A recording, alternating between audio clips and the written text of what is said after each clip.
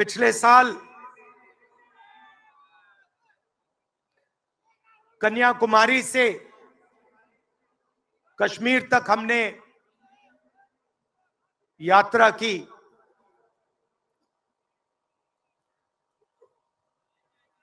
यात्रा करनी पड़ी। अगर मैं अपने आप से पूछता 2004 में, 2010 में, 2014 में कि मुझे 4000 किलोमीटर कन्याकुमारी से कश्मीर चलना पड़ेगा, मैं ऐसी बात सोच भी नहीं सकता था। ये यात्रा हमें क्यों करनी पड़ी? क्योंकि देश का जो कम्युनिकेशन का सिस्टम है, चाहे वो मीडिया हो, सोशल मीडिया हो, वो आज देश के हाथ में नहीं है। जनता के जो मुद्दे हैं, बेरोजगारी, हिंसा, नफरत, महंगाई, किसानों के मुद्दे, अग्निवीर के मुद्दे, जवानों के मुद्दे, वो मुद्दे आपको मीडिया में नहीं दिखाई देंगे। तो हमने ये यात्रा करनी पड़ी क्योंकि और कोई चारा नहीं था। देश के ध्यान को पकड़ने के लिए विपक्ष को 4000 किलोमीटर, और सिर्फ राहुल गांधी नहीं चला, यह गलतफहमी में मत रहिए कि ये राहुल गांधी चला है। सब पार्टियों के, सब विपक्ष के पार्टियों के लोग चले, सब नेता आए, हिंदुस्तान का पूरा विपक्ष इन यात्राओं में शामिल हुआ। शरद पवार जी आए, उद्धव जी आए, तेजस्वी आए। सोशल मीडिया में भी आप गलतफहमी में मत रहिए। किसी ने कहा कि सोशल मीडिया एक रास्ता है, सोशल मीडिया रास्ता नहीं है। उस पर भी कंट्रोल है। अमेरिका की कंपनियों पर दबाव है।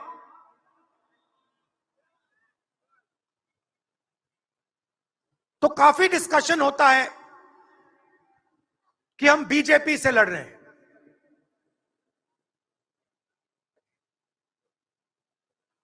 लोग सोचते हैं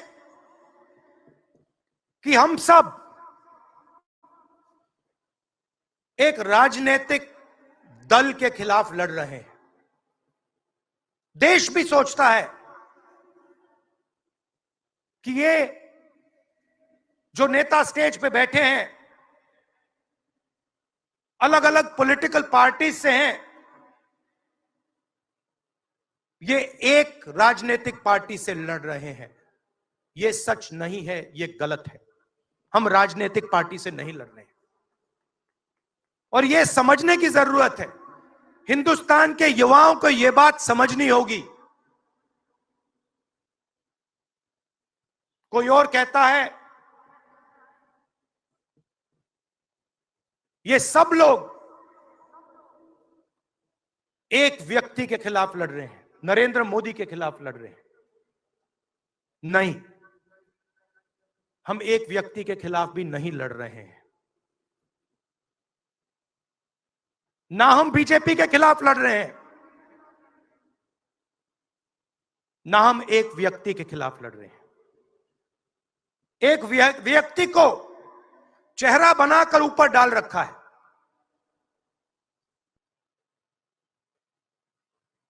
हिंदू धर्म में शक्ति शब्द होता है। हम शक्ति से लड़ रहे हैं। एक शक्ति से लड़ रहे हैं। अब सवाल उठता है, वो शक्ति क्या है? जैसे किसी ने यहां कहा,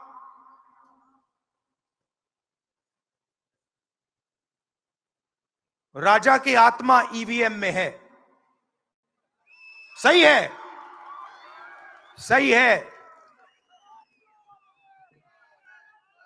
राजा की आत्मा ईवीएम में है।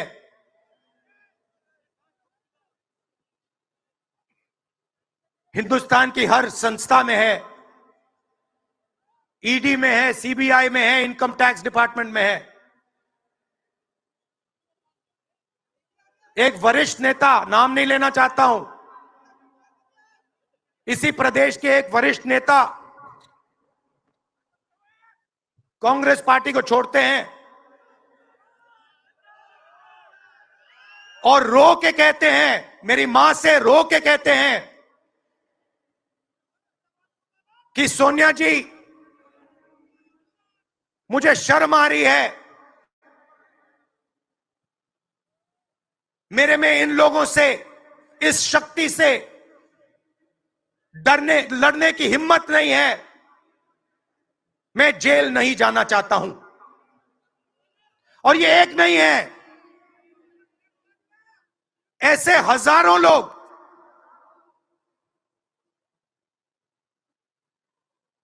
डराए गए हैं। क्या आप सोचते हो शिवसेना के लोग, एनसी के लोग ऐसे ही चले गए? नहीं। जिस शक्ति की मैं बात कर रहा हूं, उन्होंने उनका गला पकड़कर उनको बीजेपी की ओर किया है और वो सब डर के गए हैं।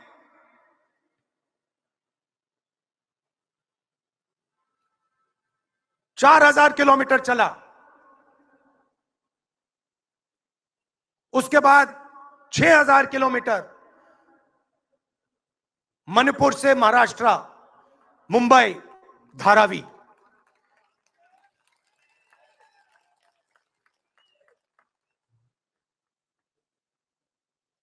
क्या मैंने देखा, क्या सुना, मैं आपको समझा नहीं सकता, शब्दों में नहीं बता सकता मैं आपको। बोल रहा हूं तो बात याद आई, मेरे पास एक युवा आता है, जीप पर कूदता है, सिक्योरिटी वाले उसको मारते हैं, दबाकर मारते हैं, तब भी वो आता है, हाथ पकड़ता है, आंख में आंसू, मुझे कहता है, राहुल जी, मैंने 3 साल हर रोज सुबह रनिंग की, पुलअप्स की, पुशअप की, दंड बैठक, सब कुछ मैंने किया। मेरे दिल में देशभक्ति थी। मैं चाहता था कि मैं लद्दाख में जाकर, ठंड में जाकर, ठंड में कांपूं, देश के दुश्मनों के सामने कांपूं, और एक दिन अगर मौका बने तो उनकी गोली भी खाऊं। यह मैंने सोचा था। राहुल जी, अग्निवीर लागू कर दिया। मेरे देश ने मुझे धोखा दिया है। नहीं, तुम्हारे देश ने तुम्हें धोखा नहीं दिया, तुम्हारी सेना ने तुम्हें धोखा नहीं दिया, उसी शक्ति ने तुम्हें धोखा दिया है। नरेंद्र मोदी भाइयों और बहनों सिर्फ मास्क है,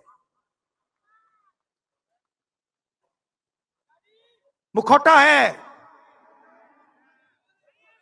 जैसे ये बॉलीवुड के एक्टर हैं, उनको रोल दिया गया है कि भैया आज सुबह आपको यह करना है, कल आपको यह बोलना है, परसों आप यह करोगे, सुबह उठ के समुद्र के नीचे जाओ, चलो सी प्लेन में उड़ो, 56 इंच की छाती नहीं है, खोखला व्यक्ति है।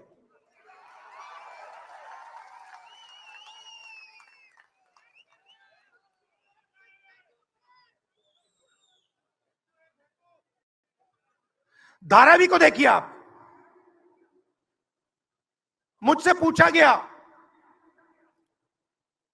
कि ये जो यात्रा होगी कहां से कहां होगी। मैंने सोचा, एक बात क्लियर थी, मणिपुर से शुरू होगी। क्यों? वहां पे इसी शक्ति ने सिविल वॉर का माहौल बना रखा है। भाई भाई को मार रहा है, गोली मार रहे हैं, तो शुरुआत तो वहां से होगी। और फिर मैंने सोचा, अगर हिंदुस्तान को नया विजन देना है तो यात्रा धारावी में खत्म होगी। यह हुनर का कैपिटल है, हिंदुस्तान के टैलेंट का, स्किल का, हुनर का कैपिटल है। और इनको यहीं से, मुंबई से, इनके घरों से वही शक्ति इनको उठाकर बाहर फेंक रही है।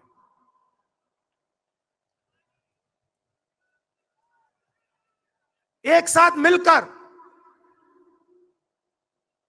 वही शक्ति इन लोगों की जिंदगी बर्बाद करने में लगी हुई है। मैं आपको इस स्टेज से बता रहा हूं, चाइना में एक शहर है, उसका नाम शेंजन है। सच्चा मुकाबला उस शहर से है, जो आपको मीडिया में कभी कोई नहीं बताएगा। धारावी शेंजन का मुकाबला कर सकता है। बैंक के दरवाजे इन बच्चों के लिए खोलो, इन बच्चों को सरकार की मदद करो, और फिर देखो ये शेंजन का क्या करते हैं। उठा के परे कर देंगे शेंजन को ये लोग। Made in Mumbai, made in Dharavi, made in China को उड़ा के हटा देगा, परे कर देगा। मगर नहीं, 22 लोग हैं यहां पे, 22 लोगों के पास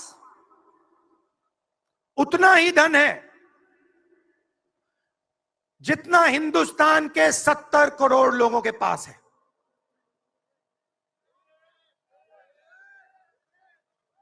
हिंदुस्तान में इंटरनेशनल एयरपोर्ट खुलवाने के लिए साल लग जाते हैं। 10 दिन में शादी के लिए इंटरनेशनल एयरपोर्ट खुल जाता है। वो ठीक है, कोई बड़ी बात नहीं है। अगर 10 दिन में शादी के लिए खुल जाता है, वो ठीक है, करना है करो। मगर बाकी हिंदुस्तान में भी तो खोलो, बाकी प्रदेशों में खोलो। इन्होंने क्या गलती की है?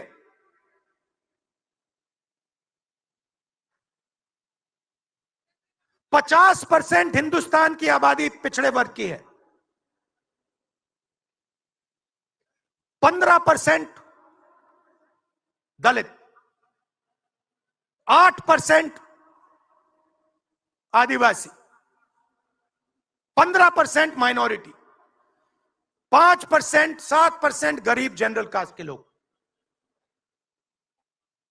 मीडिया के मालिकों की लिस्ट निकालिए, नाम दिखा दीजिए मुझे। दलित का नाम दिखा दो, आदिवासी का नाम दिखा दो, पिछड़े का नाम दिखा दो लिस्ट में। एक नहीं मिलेगा आपको। मैं ढूंढ रहा हूं, महीनों से ढूंढ रहा हूं।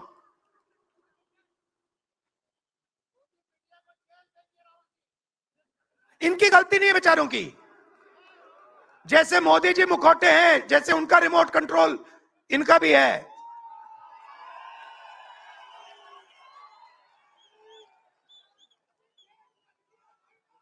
मीडिया में कोई नहीं। हिंदुस्तान की सबसे 200 बड़ी कंपनियों की लिस्ट निकालिए, मालिकों की लिस्ट निकालिए, गरीब जनरल कास्ट का व्यक्ति का नाम बता दो मुझे, दलित का, पिछड़े का, किसी भी गरीब व्यक्ति का नाम बता दो, किसी भी पिछड़े का नाम बता दो 200 कंपनियों के मालिक की लिस्ट में, नहीं मिलेगा। 90 अफसर इस देश को चलाते हैं। मैंने सिस्टम अंदर से देखा है, मैं समझता हूं सिस्टम को, इसलिए मोदी जी मुझसे डरते हैं। सब कुछ देखा है मैंने, सब समझता हूं। मैं अंदर बैठता था उसमें, सालों में अंदर बैठा हूं, कोई नहीं छुप सकता मुझसे, और मुझे दबा भी नहीं सकते हैं। मोदी जी को दबा सकते हैं तो 90 लोग हैं, उसमें 3 पिछड़े हैं, 3 दलित, 1 आदिवासी। फर्स्ट जनरेशन गरीब जनरल कास्ट का मुझे दिखा दो, उसमें 1 नहीं मिलेगा। बजट में 100 रुपए खर्च होते हैं,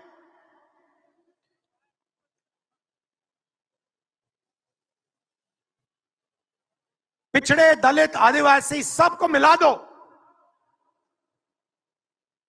6 रुपए का निर्णय लेते हैं। पॉलिसी कहां बनती है? पॉलिसी ये 90 लोग बनाते हैं, उसमें 200-300 और जोड़ दो,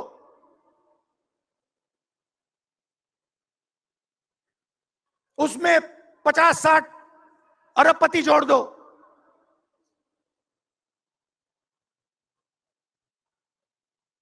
ये है सच्ची शक्ति जो हिंदुस्तान को चला रहा है।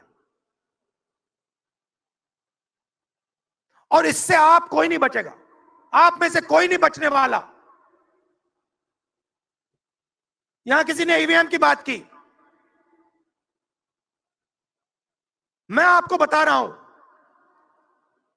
ईवीएम के बिना नरेंद्र मोदी चुनाव नहीं जीत सकता है। इलेक्शन कमीशन से हमने कहा कि एक काम कीजिए, विपक्ष की पार्टी को ये मशीनें दिखा दीजिए, खोल के हमें दिखा दीजिए ये कैसे चलती हैं, हमारे एक्सपर्ट्स को दिखा दीजिए। इलेक्शन कमीशन नहीं दिखाता। फिर हमने कहा देखिए, इसमें से कागज निकलता है, वोट मशीन में नहीं है, वोट कागज में है। ठीक है, आप मशीन चलाइए, मगर कागज की भी गिनती कर दीजिए। इलेक्शन कमीशन कहता है नहीं, कागज की गिनती नहीं होगी। क्यों नहीं होगी? कैसे नहीं होगी? सिस्टम नहीं चाहता कि ईवीएम की गिनती हो जाए। क्यों? क्योंकि यह सिस्टम आपके धन को चोरी करने का सिस्टम है। ये आप लोग जीएसटी देते हो, उतनी ही जीएसटी देते हो जितना अदानी देता है। 18% शर्ट पे देते हो, उतनी वो देता है। उसकी आमदनी लाखों करोड़ रुपए, आपकी 50,000 रुपए। और फिर देखो पैसा कहां जाता है। कोई भी स्कीम देख लो, फसल बीमा योजना देखो, 35,000 करोड़ रुपए 16 कंपनियों को जाता है। उसमें आपको एक दलित नहीं मिलेगा, एक पिछड़ा नहीं मिलेगा, एक गरीब नहीं मिलेगा। कानून ये 90 लोग बनाते हैं, पैसा जाता है 16 कंपनियों में। और जब हमारे किसान कहते हैं ओला गिर गया, बारिश हो गई, बर्बाद हो गए, वो कहते हैं भैया नहीं, तुम्हें मुआवजा नहीं मिलेगा, ये तुम्हारा है ही नहीं, तुम्हें कैसे मिलेगा, मर जाओ जाके। नरेंद्र मोदी जी का काम आपके ध्यान को भटकाने का है।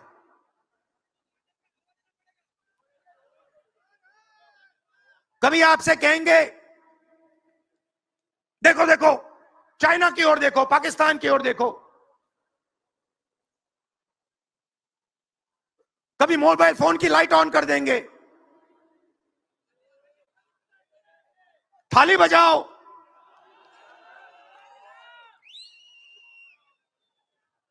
कभी कहेंगे देखो मेरा अपमान कर दिया,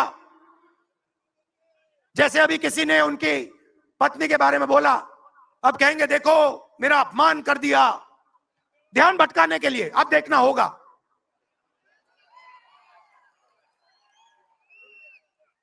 मगर यात्रा में यह सब साफ दिख जाता है, दर्द दिख जाता है, दुख दिख जाता है।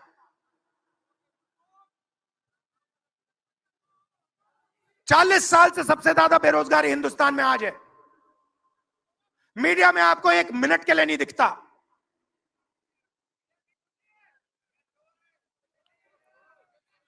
मोबाइल फोन आप देखते हो, चाइना का मोबाइल फोन, शर्ट खरीदते हो, चाइना की शर्ट, जूते खरीदते हो, चाइना के जूते। चाइना के युवा को फायदा हो रहा है, और किसको फायदा हो रहा है? और किसको फायदा हो रहा है? यह आपने कभी पूछा अपने आप से?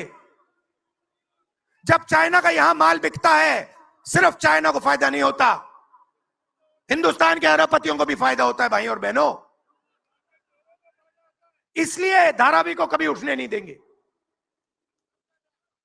इसलिए धारावी को यह सरकार कभी सपोर्ट नहीं दे सकती।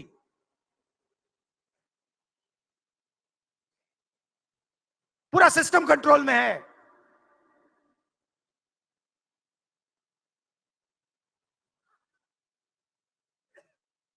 जब इनकी पहले सरकार आई, मैं आपको दिल की बात बताता हूं, पहले इनकी सरकार आई, अरुण जेटली मेरे पास आते हैं, कमरे में बैठते हैं और मुझे कहते हैं राहुल, ये जो लैंड एक्विजिशन का मामला है,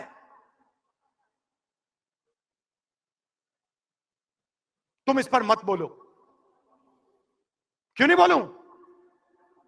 जनता का मामला है। अगर बोलोगे तो तुम्हारे ऊपर हम केस लगाएंगे। लगाओ केस, मुझे कोई फर्क नहीं पड़ता। क्या कर लोगे मेरा? ईडी वाले आए, 50 घंटे बैठा दिया।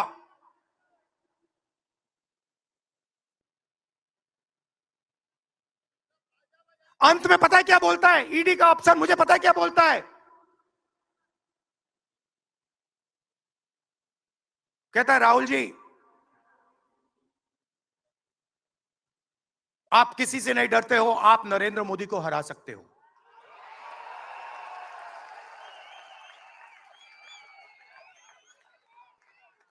ईडी का अफसर बोलता है मुझे।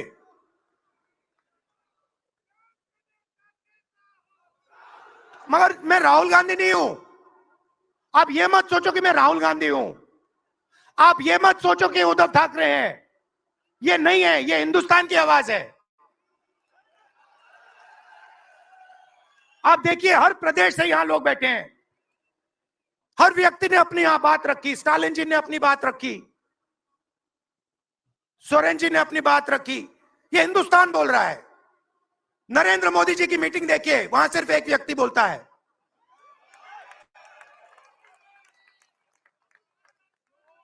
गडकरी जी परे हो जाते हैं, माला के बाहर निकाल देते हैं उनको।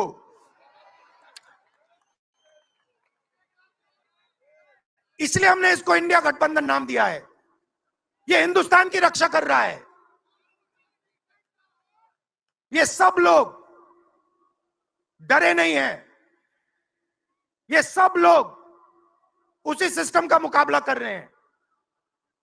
आज नरेंद्र मोदी के पास भ्रष्टाचार की मोनोपोली है।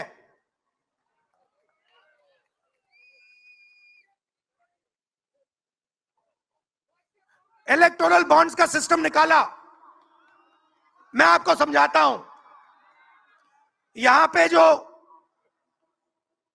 छोटे छोटे सड़कों पे ना एक्सटॉर्शन चलता है, हफ्तेबाजी चलती है ना, वो नेशनल लेवल पे कर रहे हैं ये लोग। मैं बता देता हूं, 4 तरीके की हो रही है। एक, पहले ये कॉन्ट्रैक्ट देते हैं, सरकार कॉन्ट्रैक्ट देगी और सीधा परसेंटेज लेगी। इलेक्टोरल बॉन्ड देख लीजिए, उसमें साफ है, कंपनी को कॉन्ट्रैक्ट मिलता है, उसके एकदम बाद वो बीजेपी को हफ्ता देना शुरू कर देती है। दूसरा, सीधा एक्सटॉर्शन, ईडी सीबीआई भेज देंगे। जैसे यहां पे मुंबई का एयरपोर्ट इनको चाहिए था, ईडी सीबीआई भेजी, एयरपोर्ट किसी और को पकड़ा दिया, सीधा एक्सटॉर्शन। तीसरा, शेल कंपनी, जैसे यहां भी किसी ने कहा, अंबेडकर जी ने कहा, कंपनी की प्रॉफिट ही नहीं है और उससे ज्यादा पैसा वो बीजेपी को दे रही है। और चौथा, कॉन्ट्रैक्ट देने के पहले पैसा दो, कॉन्ट्रैक्ट लो। देखिए, मैं आपको एक बात कहता हूं, यहां मुंबई में किसी भी गुंडे को आप सीबीआई, ईडी और इनकम टैक्स पकड़ा दो, ठीक है, वो हो रहा है, वो ही हो रहा है। एक व्यक्ति ने इनको पकड़ रखा है, उनके पीछे एक और शक्ति है, वो कह रही है भैया आप देखो, हमें ये एयरपोर्ट चाहिए।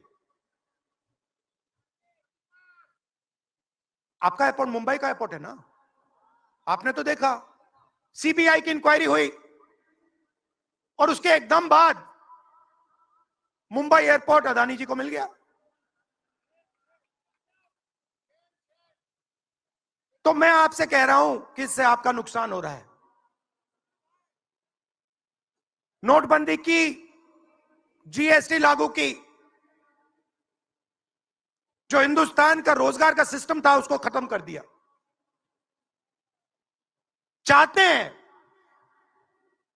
कि यहां सिर्फ 20-25 कंपनियों का राज हो। चाहते हैं कि ये जब छोटा धंधा चलाते हैं, सब्जी बेचते हैं,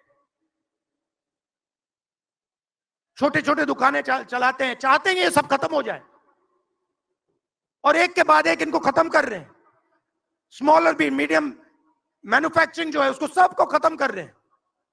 यही लोग तो चाइना का मुकाबला कर सकते हैं। जो स्मॉल और मीडियम इंडस्ट्री है वही तो चाइना का मुकाबला करेगी, वही तो देश को रोजगार देगी। उस नींव को उड़ा रहे हैं।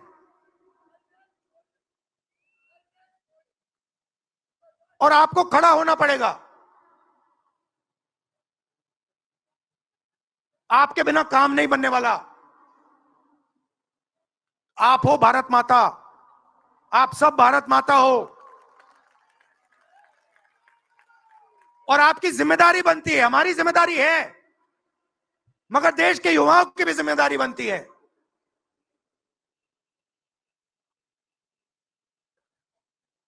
पूरा देश अग्निवीर के खिलाफ है। मैं 4000 किलोमीटर चला, एक युवा ने मुझे नहीं कहा कि अग्निवीर अच्छा लगता है। वो जो रो रहा था मुझे कहता है राहुल जी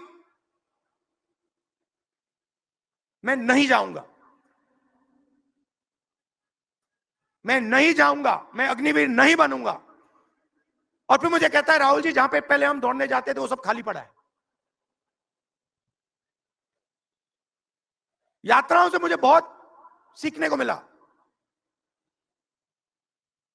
दर्द भी हुआ, चोट भी लगी,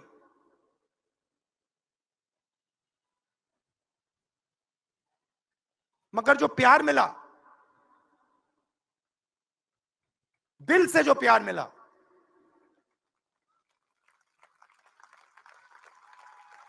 वो उसका कोई मुकाबला ही नहीं है। मैं कह नहीं, बता ही नहीं, समझा नहीं सकता आपको। और जो भी आप मुझसे करवाना चाहो, जहां भी आप मुझे बुलाना चाहो,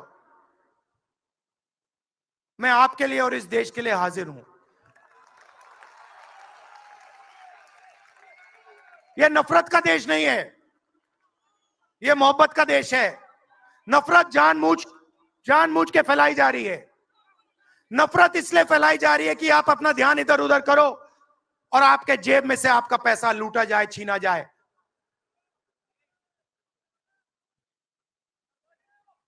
तो नफरत को नहीं फैलने दो।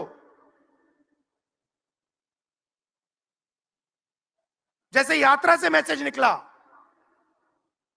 हिंदुस्तान के दिल से मैसेज निकला, नफरत के बाजार में मोहब्बत की दुकान खोलो। ये हमारे सब महापुरुषों ने कहा है। गांधी जी ने कहा, बुद्ध भगवान ने कहा, राम जी ने कहा, यही कहा। अगर राम का, बुद्धा का एक ही मैसेज है, नफरत के बाजार में मोहब्बत की दुकान खोलो। धन्यवाद।